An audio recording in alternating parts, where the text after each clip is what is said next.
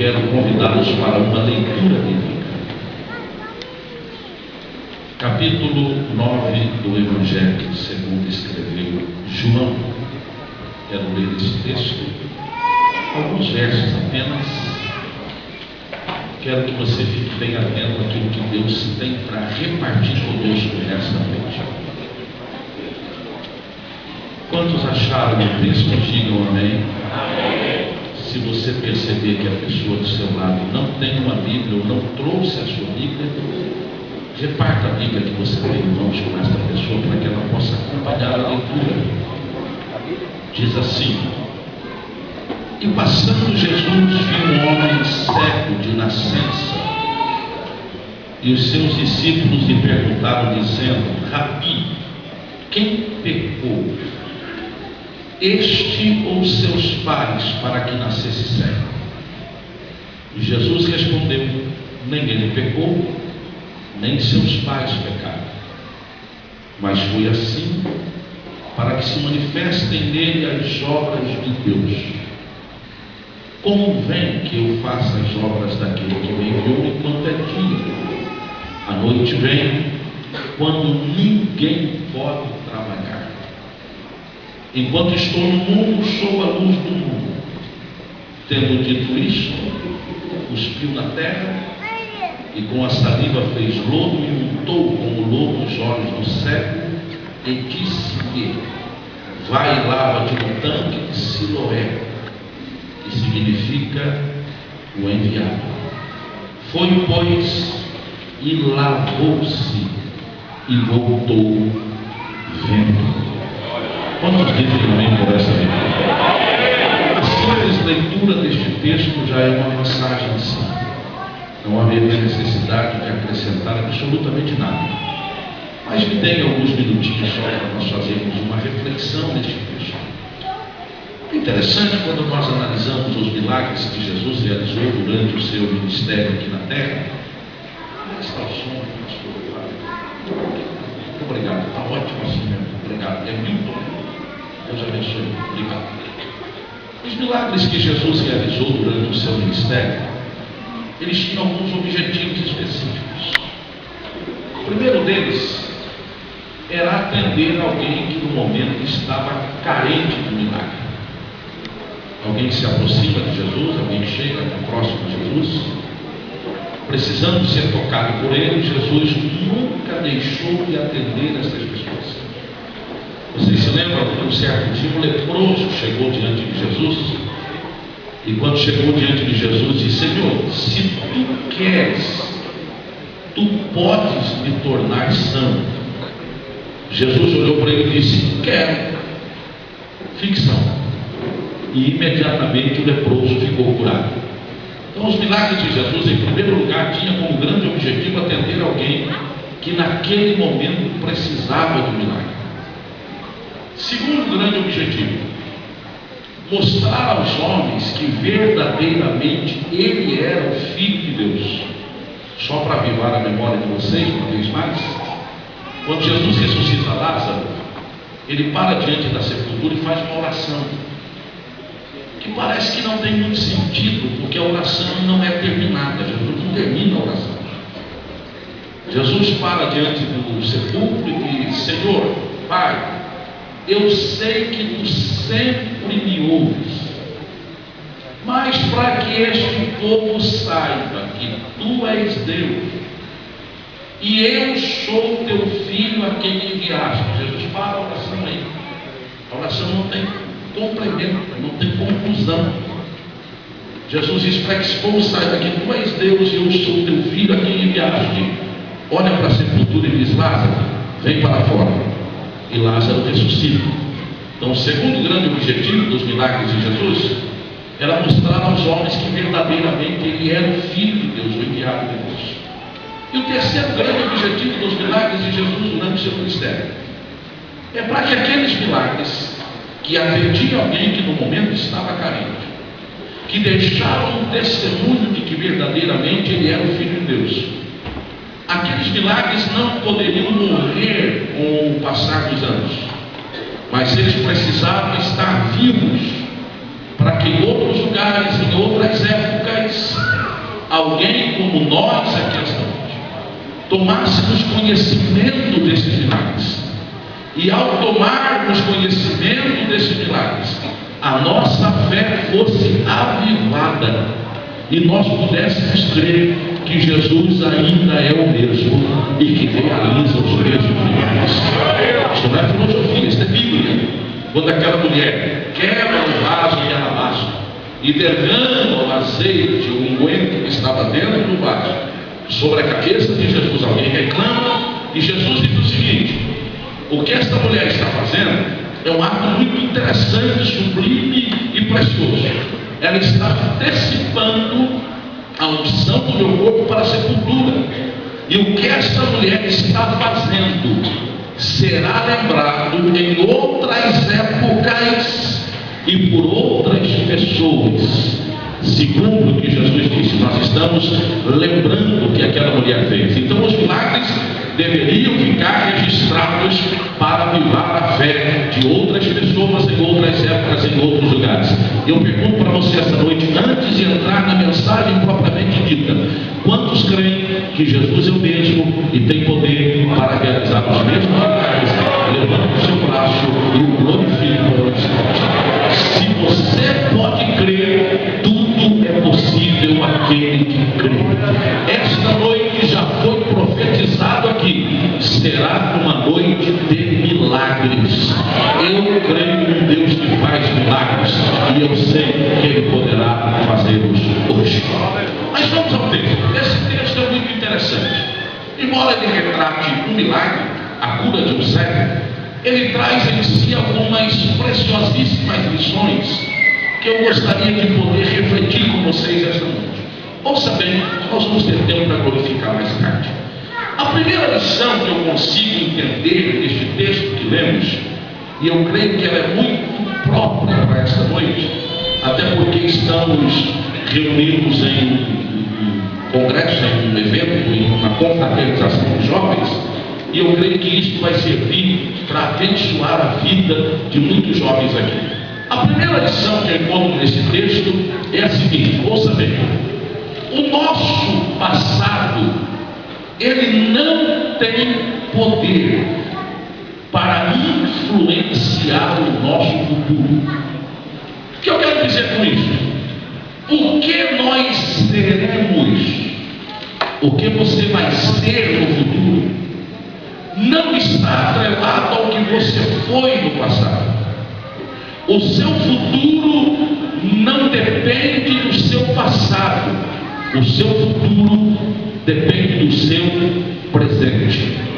O texto aqui é muito claro. Jesus chega, um cego surge no meio do caminho, e os discípulos de Jesus fazem uma pergunta interessante.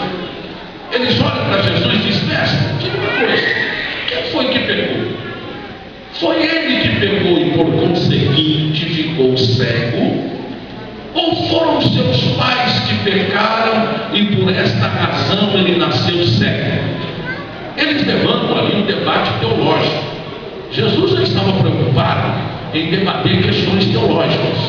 Jesus estava preocupado em curar o cego. Mas ele deixa ali uma lição teológica extraordinária. Ouçam bem, no Antigo Testamento aparecem duas ideias interessantes acerca de pecado. A primeira ideia, ela trata da responsabilidade coletiva da prática do bem ou do mal. Se você depois procurar em sua vida, eu sei que tem alguém anotando, anote apenas, mas não leia agora, só que ouça. Se você ler na sua Bíblia, Deuteronômio capítulo 5, versos 9 e 10, há uma expressão muito interessante que diz o seguinte: ó, Deus faz misericórdia até 1000 gerações daqueles que amam e guardam os seus mandamentos. Eu acho interessante esse número, pastor Fábio. Uma geração no Antigo Testamento era de aproximadamente 40 anos. Se você multiplicar 1000 por 40, é uma conta fácil de fazer. Dá 40.000. Hoje a sociologia tenta dizer que uma geração não é mais de 40 anos. Mas alguns chegam a afirmar que uma geração hoje é de aproximadamente 17 anos. Por que 17 anos e não 40? Porque à luz do entendimento bíblico, uma geração era contada levando-se em conta o tempo da procriação, quando alguém nascia, vivia e procriava, ou seja, tinha um filho próximo dos 40 anos, mudava-se a geração. Hoje a sociologia diz que é de 17 anos, porque a fórmula para se medir uma geração não é mais no sentido de procriação, mas é no sentido de mudança de comportamento. E a sociologia diz que a cada 17 anos, alguns chegam até a afirmar que é um número menor que esse, há uma mudança de comportamento na sociedade. E nós até entendemos isso. Hoje, diante de todo este avanço tecnológico que nós vivemos, nós sabemos que as coisas mudam muito rapidamente. O Emerson disse aqui que há 20 anos não tinha YouTube, não tinha Instagram, não tinha nada disso. É isso. Hoje as coisas correm muito rapidamente. Há 20 anos atrás, há 30 anos atrás, acontecia uma guerra lá do outro lado do mundo e demorava 2 meses para chegar a informação para nós aqui. Hoje acontece uma coisa do outro lado do mundo e nós temos a informação em tempo real. Mas que seja 40 ou que seja 17. Se nós multiplicarmos 17 por 1000, nós teremos quanto? 17 mil. Então o texto diz: Deus faz misericórdia a alguém que ama e guarda os seus mandamentos até 17 mil anos depois. Então nós que estamos aqui, eu creio, não tenho dúvida disso, somos frutos desta misericórdia de Deus. Nós só estamos aqui porque as misericórdias do Senhor não têm fim. Nós estamos aqui alcançados, cobertos, protegidos, cheios, repletos dessa misericórdia, e é ela que nos dá liberdade para nos apresentarmos a Deus, sentirmos a sua presença e sermos cheios da sua graça e do seu poder. Mas o texto conclui dizendo o seguinte: Deus faz misericórdia até 1000 gerações daqueles que amam e guardam os seus mandamentos, mas também visita a iniquidade dos pais, dos filhos, até a 3ª e 4ª geração. O que era isso? Responsabilidade coletiva pela prática do bem e do mal. Era uma ideia do Antigo Testamento. Se alguém comete um erro, a maldade dele refletirá nos filhos até a 3ª e a 4ª geração. Mas vamos andar um pouquinho mais. Há uma segunda ideia do Antigo Testamento.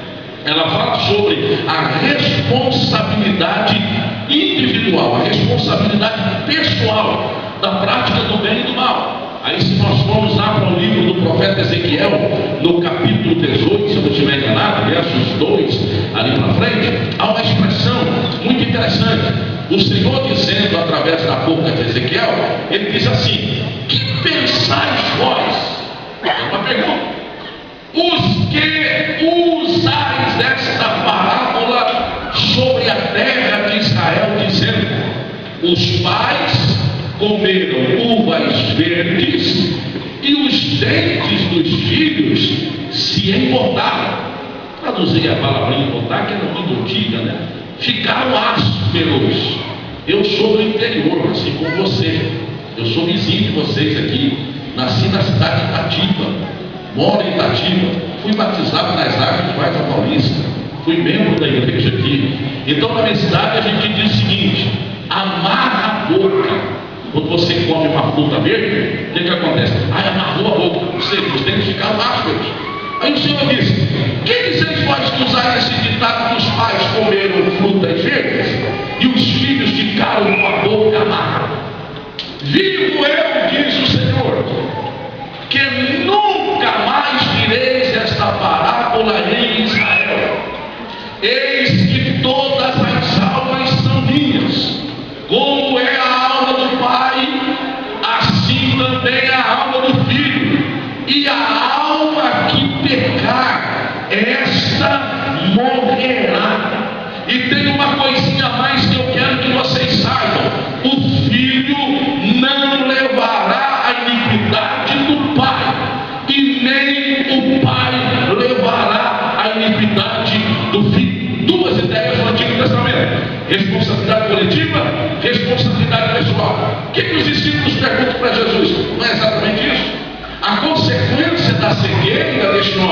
É por causa da responsabilidade coletiva ou da responsabilidade individual? Quem pecou? Seus pais ou ele pecou? Jesus, que é extraordinário em amor e misericórdia, vem e quebra essas duas ideias.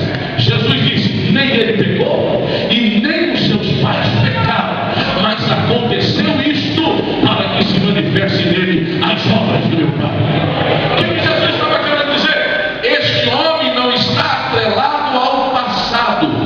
A vida dele passará a ser contada a partir de hoje, porque eu estou tendo um encontro com ele, e quando eu tenho um encontro com alguém, a sua história muda. É interessante, queridos, que hoje nós vivemos uma época muito complicada. Deixa eu conversar um pouquinho com vocês. Estamos falando com a maioria dos jovens aqui.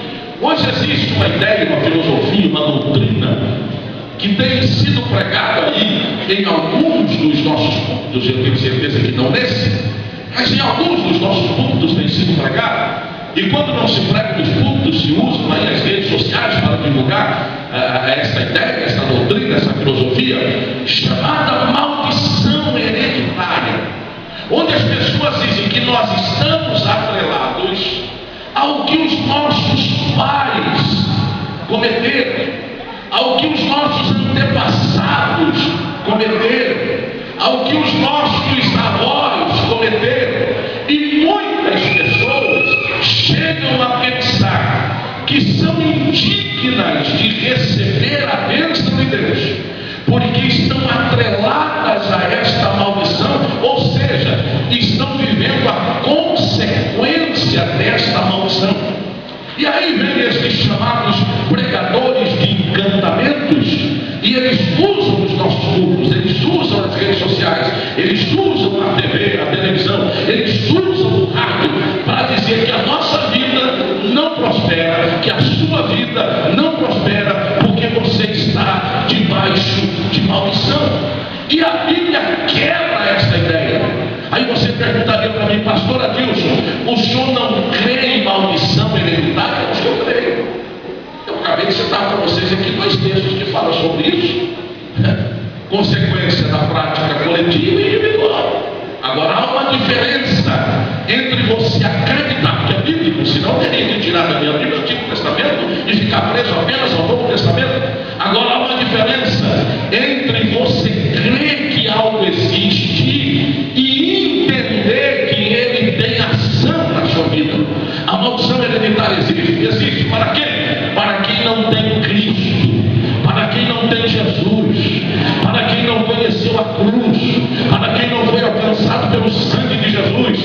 Este está sim sob a maldição do pecado, mas sobre nós que aceitamos a Cristo, que recebemos o benefício do sangue, que fomos resgatados pelo poder de Jesus, que fomos alcançados pela sua graça, sobre a nossa vida não cabe maldição, sobre a nossa vida não cabe encantamento. Nós estamos debaixo da graça de Jesus Cristo e não debaixo de maldição. Então há uma diferença entre você crer ou entender que a maldição existe e saber que você não está debaixo dela. Ora, tentar aniquilar o que o Antigo Testamento fala, e esses 2 textos que eu citei, seria o mesmo de fazer um esforço esta noite, pastor Paulo, para negar a existência do inferno. O inferno não existe? Sim ou não? A condenação eterna existe ou não existe? Sim ou não? Mas não existe para mim, não existe para você. Para nós existe céu e salvação eterna. Nós não estamos atrelados à maldição, nós estamos libertos pelo poder do sangue de Jesus Cristo. É interessante, quando nós fazemos uma rápida reflexão na história de Paulo, a gente vai entender isso. Eu chego até a perguntar em alguns lugares: vocês aceitariam Paulo como membro da igreja de vocês? E quando eu falo de Paulo, me permite falar de Saulo. É que a gente faz essa distinção, né? Saulo antes e Paulo depois. Na verdade é a mesma coisa. Mas deixe de usar Saulo e Paulo para não haver confusão. Você aceitaria Saulo como membro da sua igreja? Você abriria as portas e chamaria Saulo para dar um testemunho na sua igreja? Alguém que persegue os crentes? Alguém que mata os cristãos? Alguém que persegue a igreja? Alguém que dizima crentes? Você gostaria de tê-lo na sua congregação? Talvez fosse hoje, dentro da realidade de algumas igrejas, até fariam campanha de oração, né? Para Saulo morrer. E a Saulo do caminho, Senhor. Ó, tem um vizinho, pai de santo aqui da igreja, mata ele, Senhor. Mas se o vizinho entrar aqui e pedir para assistir um culto, como é que você faz? E se o vizinho chegar aqui e falar, olha, eu quero aceitar Jesus, como é que você faz?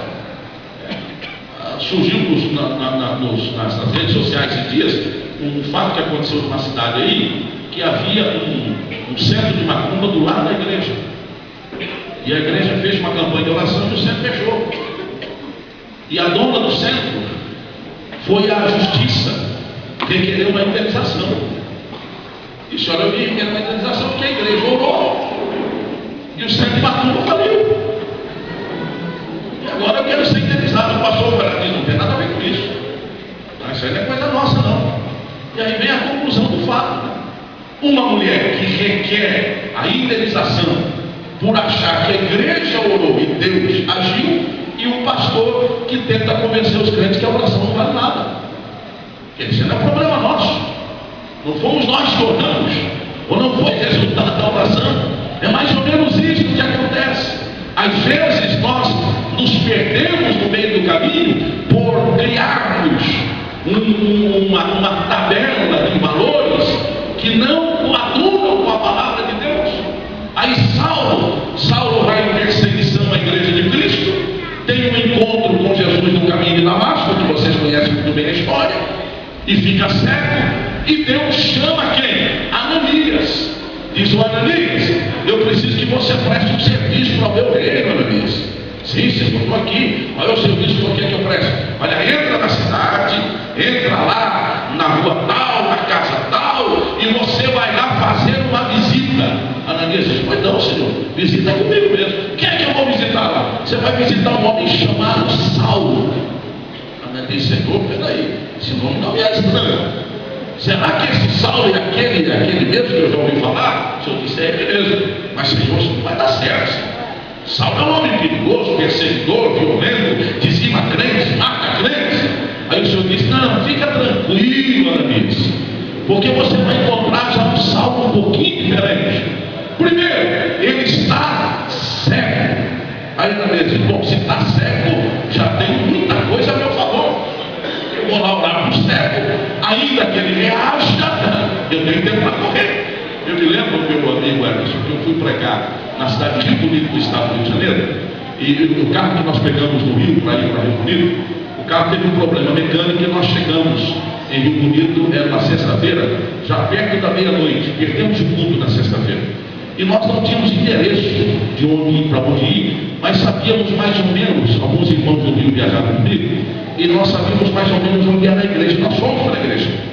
Quando chegamos lá, era uma igreja não muito grande, numa esquina, e a igreja estava toda apagada, e tinha um muro assim, baixinho, em volta da igreja, portãozinho baixo, e tinha uma casa no fundo da igreja. E nós dissemos, vamos entrar aqui e vamos bater lá na casa, pode ser que tenha alguém que mora aí, vai nos dar uma informação. E nós entramos por um corredor lateral da igreja, eu na frente e o irmão que me acompanhava atrás. E quando nós entramos no corredor e demos alguns passos em direção a uma casa no fundo da igreja, nós ouvimos o latido do cachorro. E quando nós ouvimos o latido do cachorro, ninguém quis esperar para ver que cor era o cachorro. Imediatamente a gente virou e voltou correndo. Mas o irmão, muito meu amigo, com medo que o cachorro mordesse, ele passa o portão e fecha. Eu fico do lado de dentro. E ele do lado de fora, se protegendo do cachorro. Quando eu vi que o portão estava fechado, eu não pensei duas vezes. Eu botei a mão no muro e pulei do lado. Se do outro lado eu me livro. Ainda que torce o tornozelo, mas eu saio vivo. E quando pulei do outro lado, chegou o cachorro. Nós tínhamos motivo para correr. O cachorro era, olha, um cachorro mais ou menos, eu não vou exagerar, desse tamanho aqui, mas é da mesa aqui. Tinha um palmo de altura do cachorro, era manco de uma perna e cego de um olho. E nós corremos do cachorro, dois homens correndo do cachorro cego e manco de 20 centímetros de altura. O cachorro devia ter uns 30 anos de idade. Mas ninguém parou para ver se o cachorro era realmente pequeno e se era manco ou cego. Aí cego? Eu vou, seu. Agora tem um detalhe, Denise. Você vai chegar lá, vai orar por ele, e ele vai voltar a enxergar. Você vai estender as mãos, vai cair nas escamas dos olhos de Saulo, e ele vai voltar a enxergar. Vai dizer: olha aí, fica tranquilo, Ananias, porque você vai dizer para ele o seguinte: que você foi enviado por mim para orar por ele, e você vai profetizar para ele, dizendo que ele é um vaso escolhido por mim, para levar o evangelho aos reis desta terra, aos judeus e aos gentios. E digo uma coisa mais, que ele vai sofrer muito por causa do evangelho. Ananias vai lá, e quando Ananias chega, ele entra na casa onde Saulo sai e diz: irmão Saulo, eu venho aqui da parte de Deus para orar por ti, a fim de que a sua visão seja restaurada, e eu tenho uma mensagem de Deus para ti. O Senhor te usa a partir de hoje como um vaso para levar a sua palavra aos judeus, aos gentios e aos poderosos desta terra. E saibas tu, irmão Saulo, que hás de sofrer, ou haverá de sofrer muito por amor ao evangelho de Cristo. Eu acho interessante que o Saulo que ninguém queria na sua igreja, o Saulo que o próprio Ananias questiona, sabendo ele que Saulo era o perseguidor da igreja, o Senhor diz: Saulo é um vaso escolhido nas minhas mãos. O critério de Deus não é o nosso critério. O mundo te condena, o Senhor te aceita. O pecado diz que você não é digno, o sangue de Cristo te torna digno. Os pregadores de encantamento dizem que você está sob maldição. A palavra de Deus, a unção do Espírito, diz que você está debaixo da graça. Solta a sua voz esta noite e glorifica a Deus, porque essa é a mensagem do Senhor para a sua vida. Glória a Deus. Dá só uma olhadinha para a pessoa do seu lado e diga para ela: você não está sujeito ao passado, você está entregue ao presente. Diga: o presente é hoje. Diga: o presente é esta noite. Diga: o presente é agora. Diga: o presente veio e veio para te abençoar. Diga: o presente é esta noite, porque o Senhor estende as mãos sobre a sua vida para lhe restaurar e para começar a escrever a sua história. Se você pode entender isto, solte a sua voz e glorifique ao Senhor. E o próprio Paulo, que é aceito por Cristo, lá na frente, depois que ele escreve os seus compêndios de teologia, depois de muito tempo de estudo, não aquele feito aos pés de Gamaliel, mas um estudo feito por orientação de sua santidade, o Espírito Santo. Aí Paulo escreve no Romanos capítulo 8, verso 1, ele diz: portanto, agora nenhuma condenação há para os que estão em Cristo Jesus, que não andam segundo a carne, mas segundo o Espírito. Porque a lei do Espírito, e este Espírito uma referência ao Espírito Santo, porque a lei do Espírito de vida em Cristo Jesus me livrou da lei do pecado e da morte. É esta a renovação que nós recebemos, é esta a certeza que nós temos. Não estamos debaixo da condenação, mas somos possuidores da vida eterna em Cristo Jesus nosso Senhor. Segunda lição que eu encontro neste texto bíblico: primeiro, o nosso passado não está sujeito a influenciar, ou não tem poder para influenciar o nosso futuro. Segunda lição deste texto: nós fomos criados. Escute isso: nós fomos criados. E quando eu digo esse criado, eu digo de forma especial. O próprio Paulo diz que nós somos feitura de Deus em Cristo Jesus para as boas obras.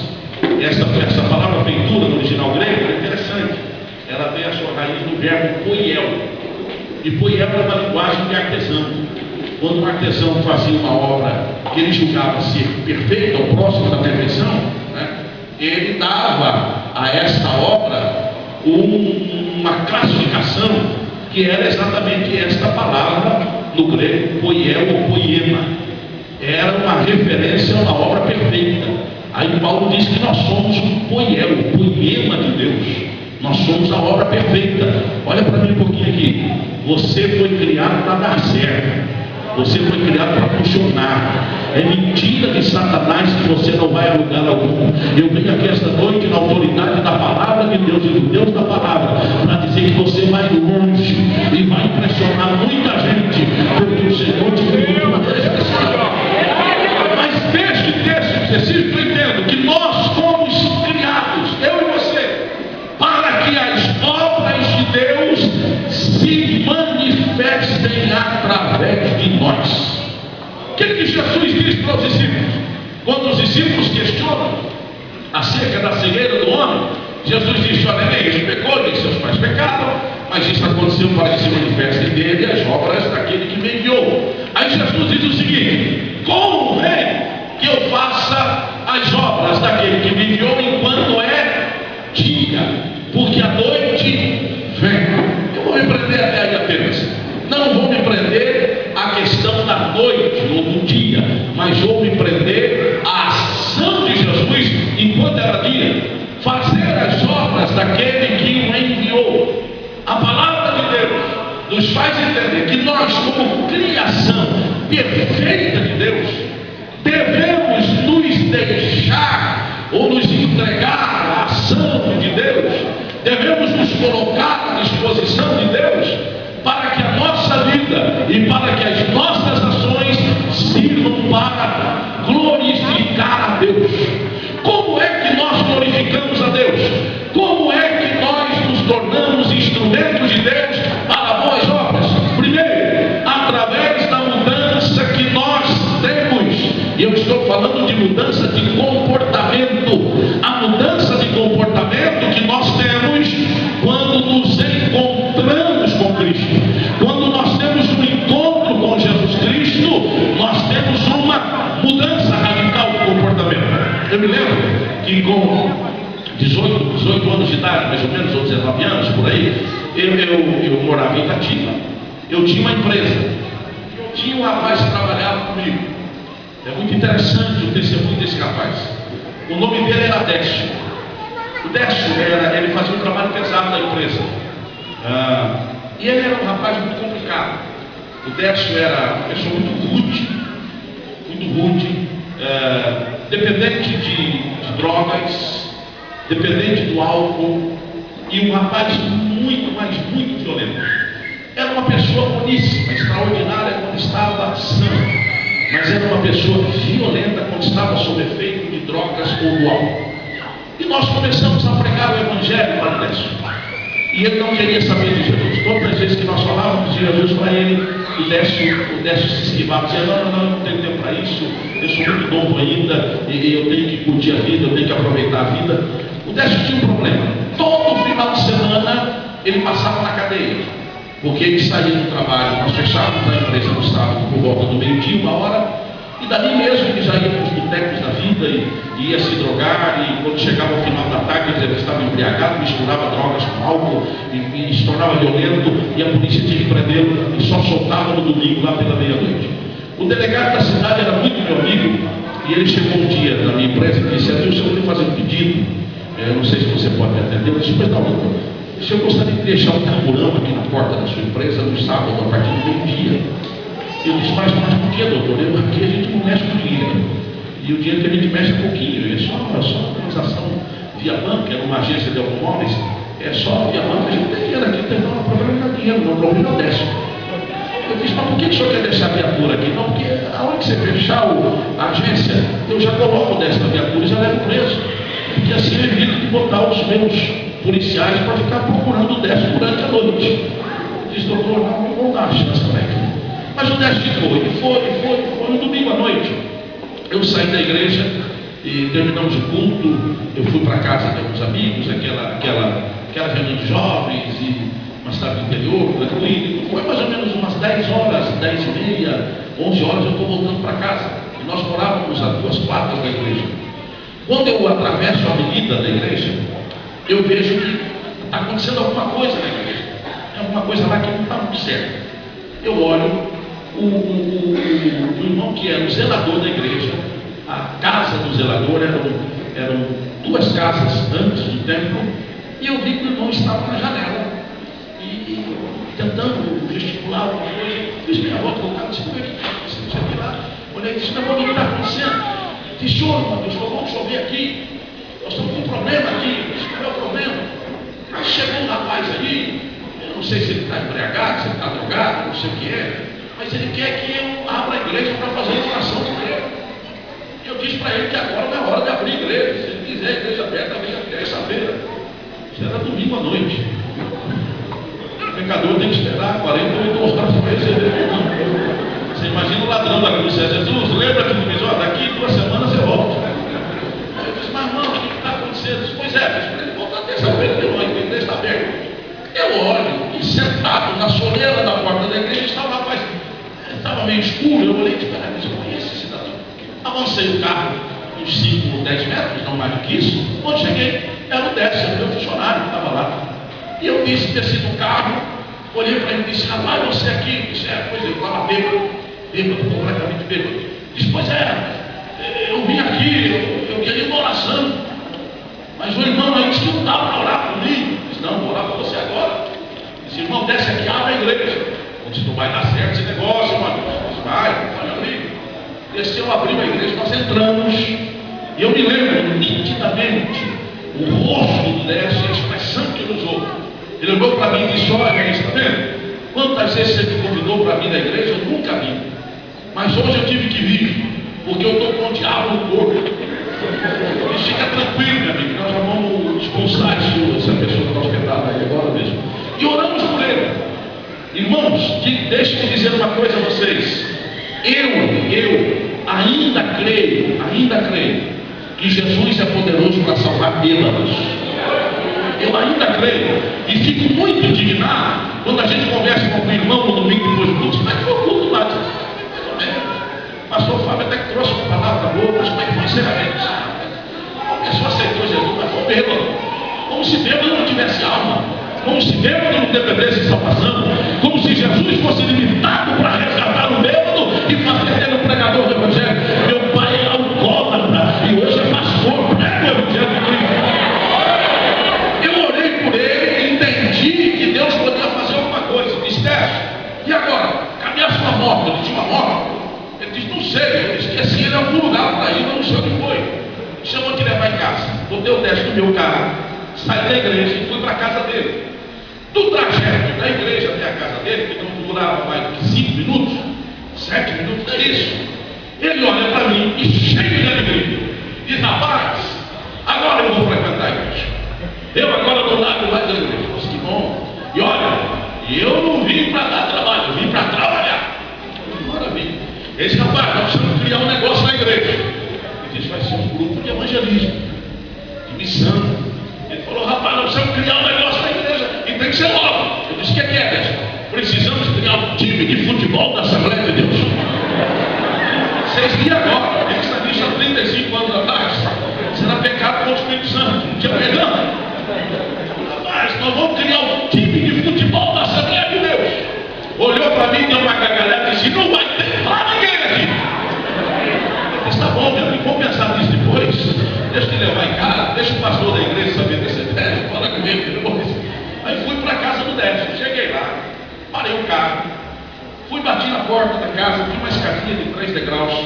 Eu vim, peguei o Décio, coloquei ele assim no meu ombro para conseguir subir a escada. Ele estava muito bêbado.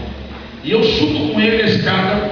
Quando a porta se abre, eu tive uma visão que eu nunca mais vou esquecer. Uma mulher com o rosto de uma mulher sofrida.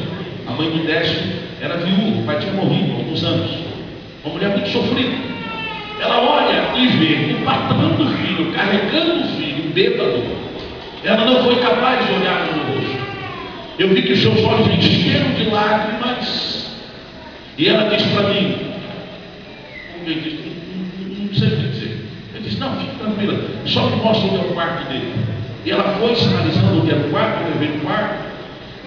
Cheguei lá, coloquei deitado na cama, a camisa já estava toda aberta, sapato ele não usava, nunca tinha visto desse sapato, ele só usava chinela laranja, calça sempre arregaçada. Eu coloquei na cama, afrouxei o cinto da calça, e quando eu terminei de colocar na cama, ele já estava no vídeo e fui embora.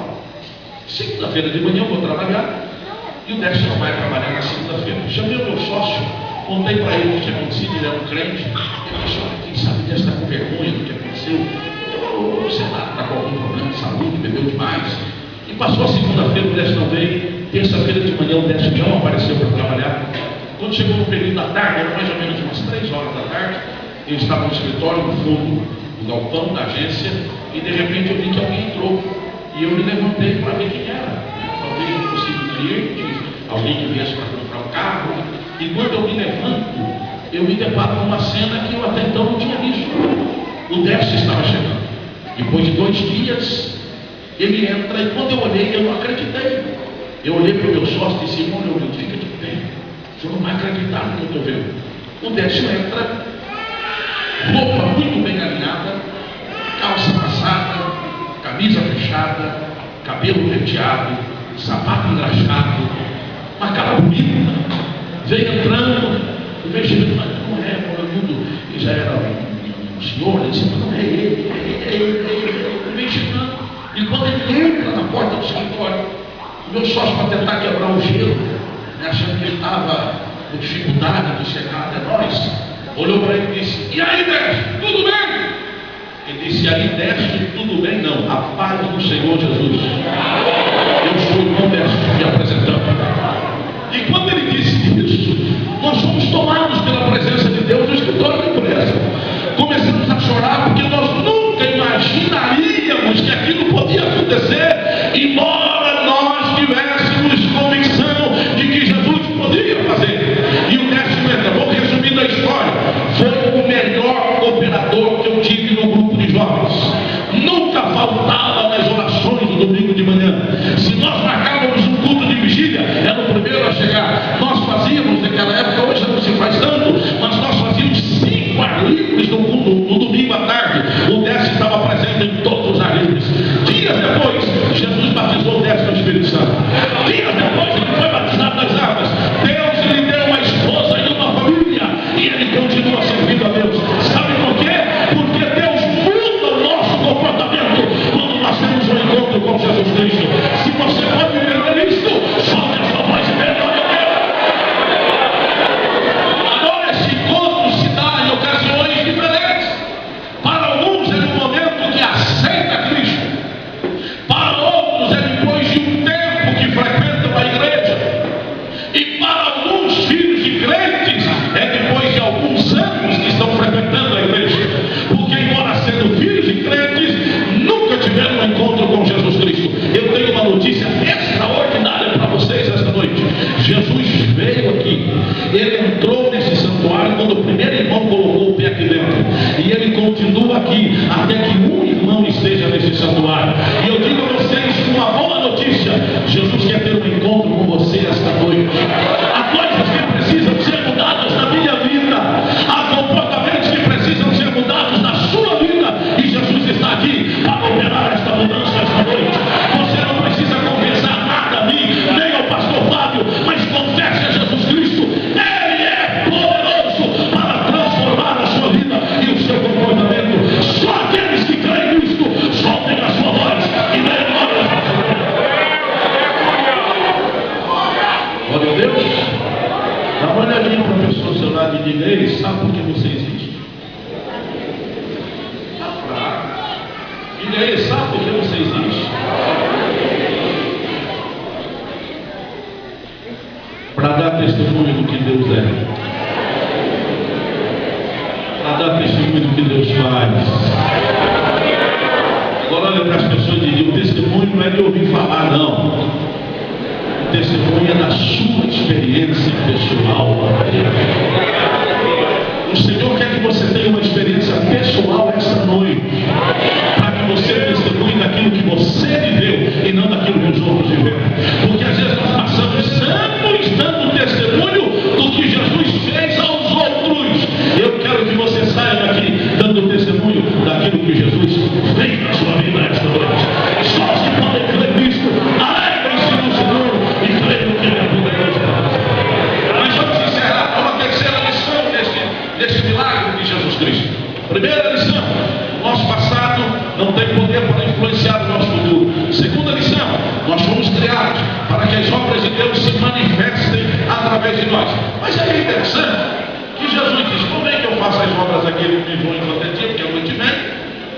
ninguém mais pode trabalhar. E tendo dito isto, chamou o cego.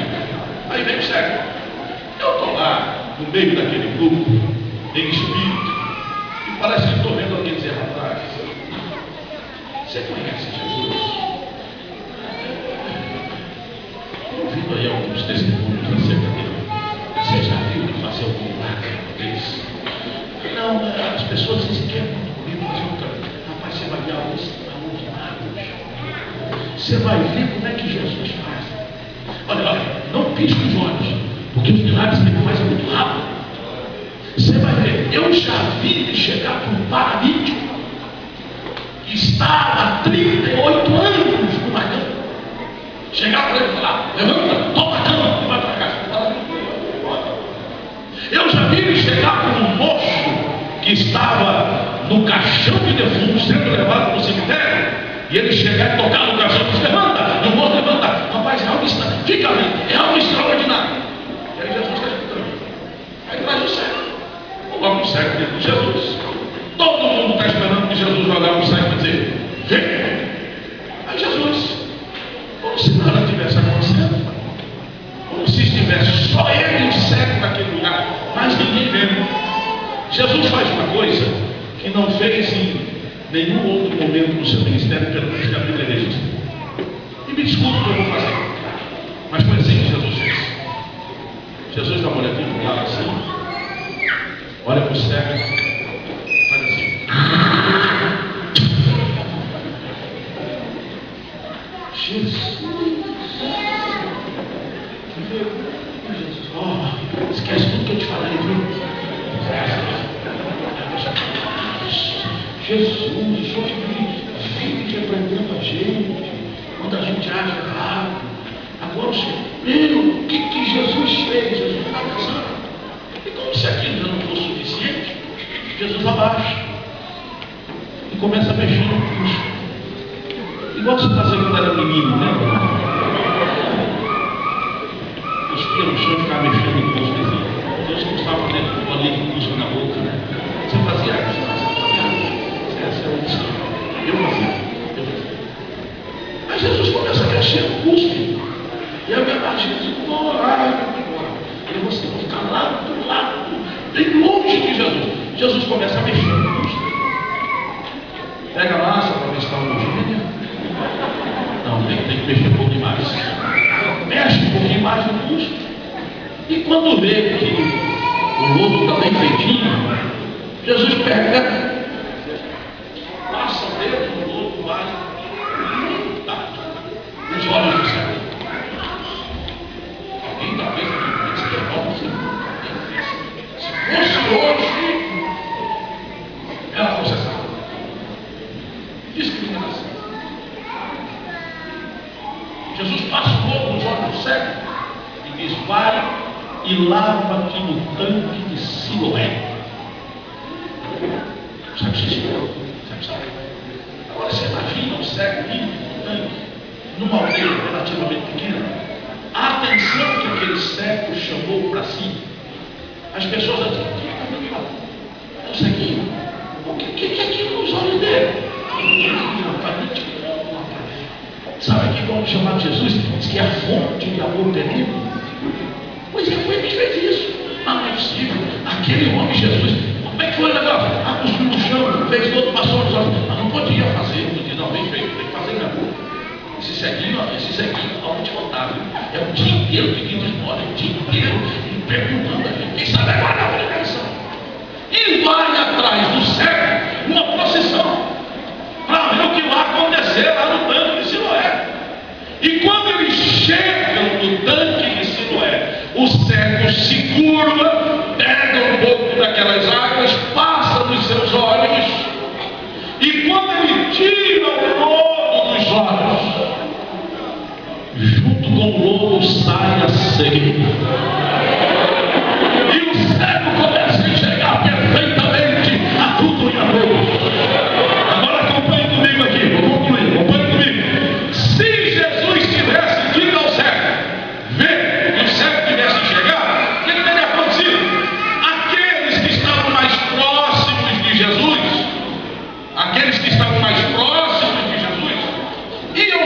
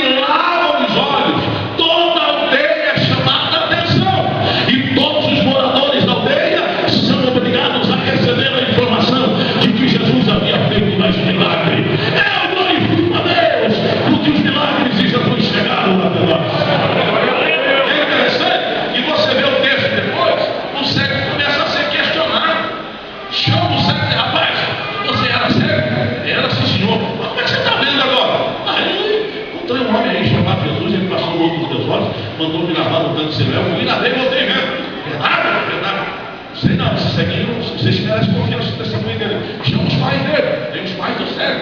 Esse moço é filho de vocês? Nosso filho, ele era cego. Isso aqui está assim, não chegava nada. Como é que ele está chegando agora? Pai, pergunta para ele. Ele já tem nada para dizer. Não, está dizendo que foi Jesus. Ele está dizendo que foi Jesus. Foi Jesus mesmo. Pode acreditar nele. E os fariseus, os saduceus, os escribas, os judeus, queriam desqualificar o milagre de Jesus. Chama o cego de novo e diz: rapaz, me conta essa história. Como é que você está vendo, rapaz? Eu já disse para vocês, eu já falei para vocês que foi Jesus que me curou. Mas hoje não pode operar milagres. Olha, se não pode operar, é o problema dele. Vocês conversam com ele. Eu tenho certeza de uma coisa: eu era cego, hoje eu vejo. Sabe qual é a terceira lição que eu entendo desse milagre? É que Jesus nunca esteve e nunca estará sujeito a padrões humanos para realizar os seus milagres. Jesus não precisa de bula para ministrar o remédio, não precisa de exame, Emerson, para ministrar a cura.